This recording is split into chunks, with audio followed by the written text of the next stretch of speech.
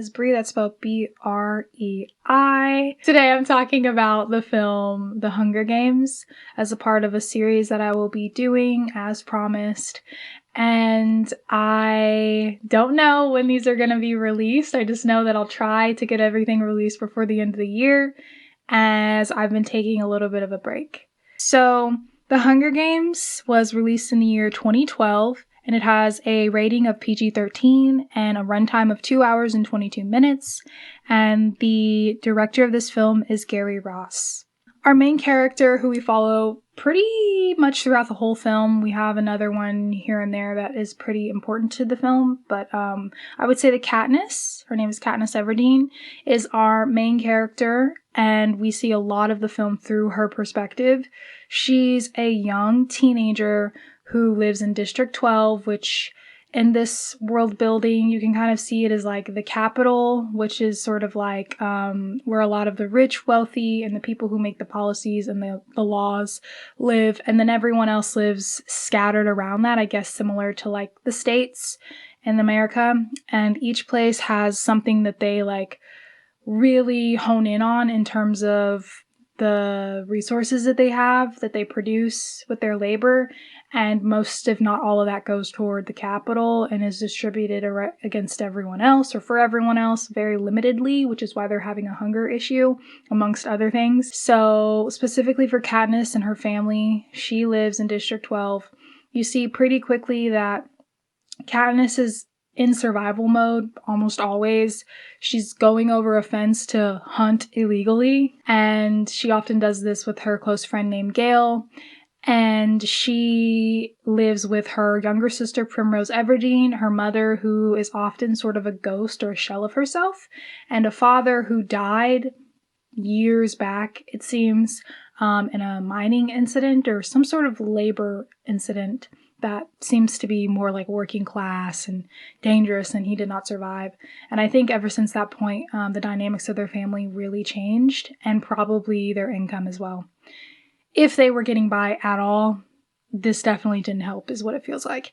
And the mother not really taking on her role as the mother in something where it seems like this oldest daughter syndrome where Katniss has to come in and sort of be the mother to her sibling and grow up way too fast. It seems like she never really dreams of anything except for being there for her sister. And she seems to have had to grow up pretty fast. She's really strong-willed and stubborn, but she's still likable, and I think that's in the sense that she is honest. The main thing that kicks off the film is that Katniss basically volunteers as tribute for her younger sister, Primrose Everdeen. It's called The Reaping, where everyone is forced to like go to some point in their district and meet the people that are coming from the capital, and they announce a winner, I guess. And those two people, one being a male, one being a female person, have to go to the capital and basically fight to survive. You will either win and live as the sole winner, or you will die, and it's called the Hunger Games. And it's been happening for a long time now. And this sort of gets into the complexities of what is it really for? And I'll talk about that soon. But you basically have, I'm assuming they have like rations and things like that for eating, but it's never really enough. And I'm seeing a lot in this film as I'm watching it again that you have to put your name in general, but like you have to do it more if like you want more food or more of this or more of that, so your chances of getting picked are higher. And that's really super dystopian and evil. And anyway, Primrose gets picked, and there is the option to volunteer for someone if you want to, and that's exactly what Katniss does. Because Prim is kind of the opposite of Katniss. She doesn't know how to hunt. She's a child, which Katniss is as well, but she's much younger. She's really sweet, but she probably would die in like the first minutes of the games. And that's just a fact. And Katniss knows that she doesn't want to go, but she's not going to let her baby sister go either. So now she's in the Hunger Games. And the other person that gets picked is Peeta Mellark, who Katniss has had some meetings, I guess, with in the past. And so they're not unfamiliar with each other, but still they're not like besties at this point or anything. And no one volunteers for Peeta, but yeah, so he ends up being the other person picked. And immediately they are pretty rushed off to the Capitol after saying a few goodbyes, in which Katniss kind of talks to Prim, telling her that she'll try her best, and like tells her mom that like you can't not do what you need to do. She only has you. And obviously Gale, her friend, is still there, so I'm sure he'll help with Prim. I think I want to get into the idea of the Capitol. So immediately when they get to the Capitol, you can see that this place is flourishing. It's not only physically beautiful, but they clearly don't go hungry from what you see. They wear very bold colors and outfits and makeup and hairstyles. It's the complete opposite of District 12, but when you really go and look at most of the districts, the Capitol is pretty different from all of them, right? You can tell there's a major jump in economic, social economic, whatever class differences as soon as you hit that location. You can see sort of like the shock of Katniss and Peeta, not just because they are in this situation, but because of how vastly a culture shock this would be. And then even though they have food and clothing and warmth, and then they're in this nice place, how can they enjoy it knowing, one, that they will possibly die, and knowing that their families don't have this, right? So it's really probably makes them feel guilty and sad more than anything else. And while they do have a mentor with them, let me make sure I think it's Haymitch, but let me make sure. How can I forget Haymitch? Okay, where are ya? Okay. Yeah, so they do have a sort of mentor, and your mentor is basically someone who has won in the past, who will come and like show you or give you tips on how to survive. And yes, that is Haymitch. And then they also have Effie, who's kind of there to keep everything together, and they have a whole team basically that she sort of is in control of, and then everyone else does their job. Haymitch is an alcoholic, obviously, and he is probably using the bottle to nurse the trauma that he experienced, because winning doesn't mean coming out on top when you have to go through such a thing as the games. And he doesn't really have any other grand advice. Like, he definitely does use tactics and techniques throughout the film to try to help them. He's not a complete like loser, but he's definitely not super likable or sugar-coated or anything. And I think that's sort of why eventually Haymitch and Katniss kind of mirror each other in a lot of ways. Although I think the Katniss is a lot stronger. And I guess that's something you would need in the Hunger Games. Okay, so this idea of the Capitol being like this place where they make the rules. They've started this thing with the Hunger Games a while back, where you have 2 tributes who will be chosen. May the odds be forever in your favor, my fucking ass, okay? And, you know, because it's not like they want to do it. It's not consensual at the end of the day. Let me just say, for most districts, but I think that the other districts that are like trained to do this their whole life and told that it's an honor are brainwashed, okay? But we'll get into that.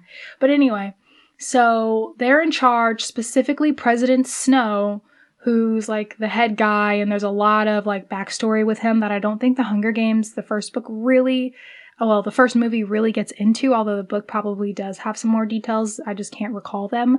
So I'm not going to really get into President Snow outside of what he does in this film, but definitely by the last film that I talk about, you'll see.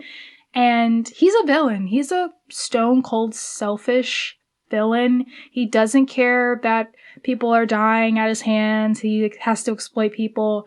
He's making it very clear, and the Capitol in general, we live this life, even though this isn't what he says, but like they live the life that they live at the exploitation and the suffering of others. And the Hunger Games is sort of this big show of entertainment for these rich people to see people die as they kill each other without wanting to be there, obviously. And this is how we'll preserve having what we have now, even though what they have now is only good for the Capitol, by the way. So it's a lot of like propaganda wrapped into a bow of like, oh, it's entertainment, but like obviously people die, so like that's not entertaining, unless you're obviously not the one at risk. And then like the inciting fear and power to the people who obviously don't have real control. You can tell pretty quickly with the film that everyone has a hand in this evil, right? So you see like the people who are in charge of the games. The main guy is Seneca, or I can't think of his name, but he is like the main game maker guy who is in charge of making sure that things go the way that Snow wants them to go, essentially. District 12 usually doesn't win, so they, with Katniss and Peeta kind of doing well and bringing forth like this love story between each other. It's a whole thing. But really they're just trying to captivate the audience before they actually end up in the games, because they're going to need sponsors. This whole thing of like, oh, this person can sponsor you. They'll send you something if you need it while you're in the game, so on and so forth. Sort of like the concept of like a basketball player wearing Nike and getting paid, or getting free merch or whatever with like influencers, but like they will probably die, which is so fucking dystopian. Oh my God. And can I just say how the Hunger Games is so relevant to what's happening in the US and honestly around the world right now? Always has been, but still. Anyway, so we have that.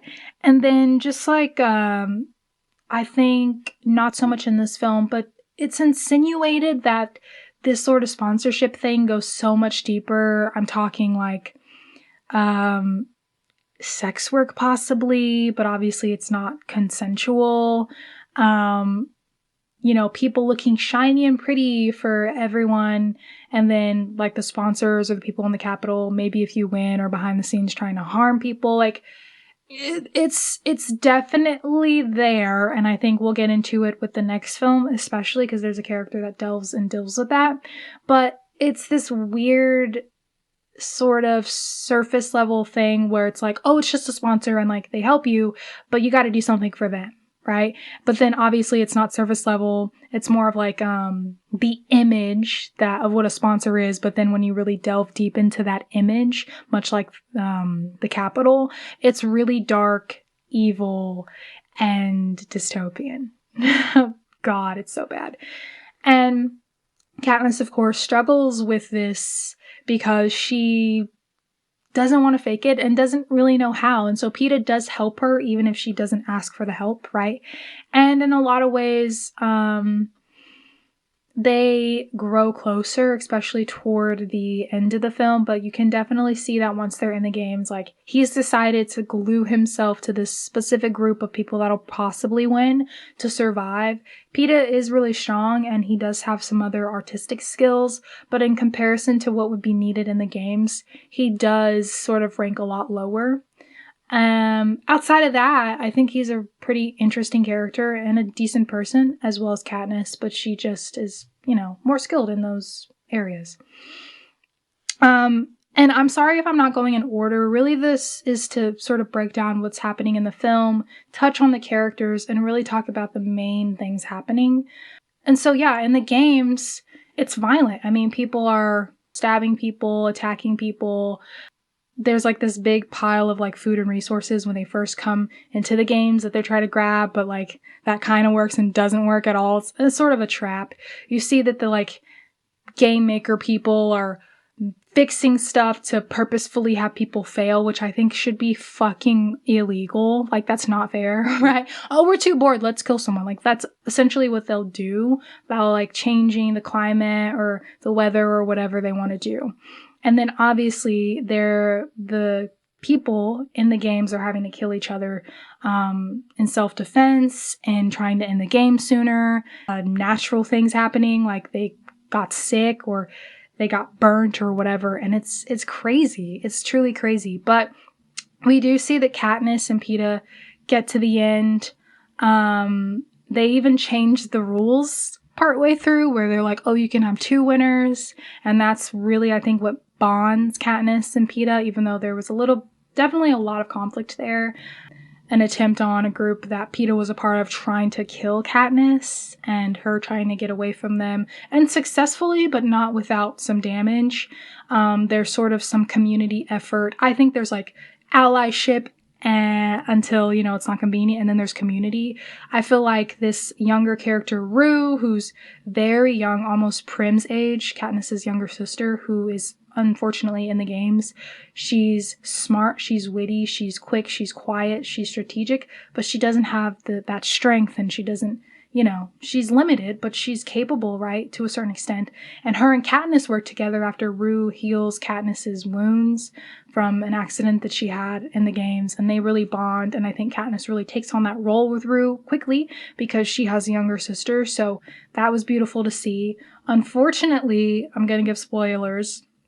A lot of people die, including Rue, which is a really sad, still to this day, heart-wrenching scene. Her district sort of does like an ode to Rue and to Katniss for trying to help her, I'm sure. And ultimately, Rue gets caught in a net. They were making a plan together to try to get some of those resources I talked about earlier, and it just it did work, right? Like, they wanted to blow it up and, like, cause a scene, right? But Rue got caught in a net. As soon as Katniss got to her to help her, someone showed up and killed Rue. So it's terrible, but it happened. And she was so young, and it's just heart-wrenching. And anyway, we see a lot of people die. There's like one main contestant from one of the top 3 districts who is really strong, obviously came into the games knowing that he would probably win. And then there's Katniss and Peeta toward the end. Katniss and Peeta both have quite significant injuries before they get to the end, or even right toward the end, but they get help from sponsors and so on and so forth. So that does come into play, and I think a lot of that had to do with them pretending to be dating at some point when they were doing the interviews before the games. And, because people love a love story, right? And then at this point, they had changed the rules that like 2 people could win. And so it just made sense that they would be together. And it was the point that they had to be 2 people can win, but they have to be from the same district. So that's very particular. And you see off screen that like the main game maker guy and President Snow are conversing, and Snow's not really happy with what he's doing. And he also feels like they're kind of being played by Katniss and Peeta, and he doesn't like it, And the game maker at this point, you can tell he's stressed out, but also he's just like, yeah, okay. And then before the games as well, Katniss like shot an arrow toward people in the Capitol when they were showcasing their skills and like conditioning and like practicing before they were in the games, just like when they were doing interviews and stuff. And that got her a top spot, but that also got the main game maker guy in some hot water because Snow was like, why would you reward her? Snow is something else. Let me just say that. Anyway, so basically toward the end, Katniss and Peeta do live. They fight off this other guy, and he falls over into a pit of these like weird creatures that are really scary and dangerous. Long story short. But of course, then they all of a sudden want to change the rules, and they're like, oh, well, only one person can win now. And it's like, what the fuck? So there was a previous death where Peeta was picking berries and someone was following him, and they thought that the berries were safe, but they were actually poisonous. And that person died who was watching Peeta and then followed in his steps to get food. Peeta hadn't eaten them yet, so that was really lucky, right? But Katniss had kept some of them. And so toward the end of the film, she was like, well, let's just win together even though we'll die, right? Because why should we have to choose who lives and dies? And then they stopped the games because, of course, like, yeah, we'll make you guys the winners. We have to have a fucking winner, right? And so we all know Snow was pissed. I know he was fucking livid, shaking in his boots, that they had to also play their motherfucking game, right?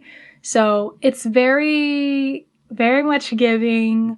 We do what we want onto you, and we can say and change and do whatever the fuck we want, but how dare you do that to us? Like the OG hypocrites. So that was just, it's also really sad. I mean, bringing it toward, with the end, the trauma, like, yeah, they won. They'll get to go home. But like, and District 12 won finally, and like, we both survived, regardless of who people think is the reason why. It definitely was a community effort. The outfits from the designer who was making them stand out, like those small details really did add up, as much as Katniss tried to kind of push that away in the beginning. And I feel like that's another thing of like the image, the showmanship of this very dark, depressing thing of people wanting to be entertained and wanting to be feeling good, even though they know that they're exploiting and killing tons of people. It's crazy. And everyone sort of having a hand in that. You know, the main piece game guy, he was obviously in control, but then all the other people in that room who were manufacturing the climate, and President Snow being the president and obviously causing all this, but like also people giving each other away to like try to win, like they're killing each other. Some of them like pretend, like saying that they enjoyed it because that's how they were like raised, depending on the district, like they were trained to do this. And so it's just like, that's how they want it. They want everyone fighting each other, and oh, well, you have a little more than me, so I want this, and blah, blah, blah. And so really the root cause is just shining and getting everything they want, because really no one has the power to take them down, but they're so preoccupied, right? It's crazy. It's actually crazy. Yeah, but when they leave the games, like, you have this sense of like, you can finally like let out that breath. But what kind of life are they gonna have? And as we see later with the other films, it's not so bright. You know, they're traumatized. Maybe they'll have some symptoms of PTSD. I mean, they were practically in some form of a war. They're very young. They will have certain things that come with the win. Like, I think they get a different house, and like they get like certain stipends and stuff. So like, yeah, they'll be better off, quote unquote, but I just feel like it's still terrible. It's like if you go through something and you, let's say you get attacked and you live or something, like maybe they tried to harm you, to hurt you, or obviously, or to like kill you. And let's say you survived and you took them to court or whatever, and you got a certain payout if you know, some form of justice, even though we know that's not full justice. And it's like, yeah, I have this money and like I can go to therapy, but like, could it have just not happened to me? What the fuck? And knowing that like there was power for this to not happen is what's really so messed up about everything with this. I'm laughing because it's like uncomfortable to think about, not because it's funny, guys. Okay, I'm looking at my notes here. Just to make sure that I touched on everything that I wanted to for the first film. And yeah, I think I did. Yeah. So based on like my quick summary review and like really breaking down what happened in the film, I will say that this is a timeless film. It's still so relevant and so good. And basically by the end of the film, you can tell that they are putting a lot of emphasis on Katniss as this sort of symbol of, I guess, like defiance and, you know, against the grain, against the government, against Big Brother. Oh my God. But still, that isn't something that Katniss wanted. You know, being put in these positions and maybe wanting to help people, but why does it have to be in this way? What do I want? That's something that I think Katniss eventually figures out as the films go on, in some ways and not in others. But yeah, so she has to think about Rue's death and all the things she went through, Peeta as well. And then they get some really unexpected and depressing news at their door. For the next film, which you don't necessarily see in this film, but it's hinted. And yeah, I just think that it's a great film. You should definitely watch it. We'll continue the series. Let me know some of your favorite scenes. As there's so much information, it's really hard for me to really sit and talk about all the incredible scenes. I did bring up stuff that I thought was just super valid. Oh, I will say, besides the scene with Rue dying, there's that heartbreaking scene of Katniss starving, and it's like cold and dark out, and she's laying on the ground, and Peeta throws her the bread that you can tell that he probably burnt on purpose so he could feed it to her, and his mom is like super pissed that he burnt the bread or the bread's messed up, and you can just tell that he did it for her, and that was sort of like their uncomfortable silence through a lot of the film. And I just thought that it's so fucking heartbreaking. Anyway, yeah, there's a lot of really good scenes. So just tell me which one you really like about this film. Your main characters that you like.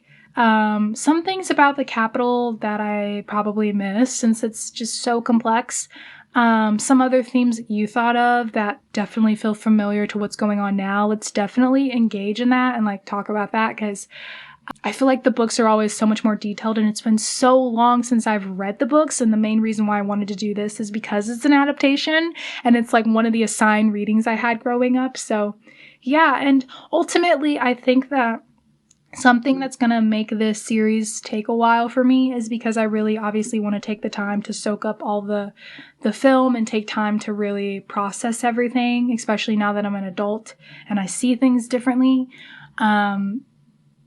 Is that it's heavy. Like, I remember I could just watch like The Hunger Games and Divergent super easily growing up, and like now I'm like, this is so hard to watch.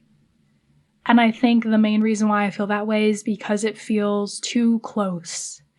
And maybe it's always been there, but it's like not far in the distance. It's like right there. It's like the elephant in the room going on. So it's very depressing, and a lot of the time I try to watch films now to escape, and that's why I haven't uploaded in a while. And this film doesn't let me escape, which I guess is the whole point, right? Oh gosh. Okay, let me stop before I go on another tangent. Thank you for listening, and bye.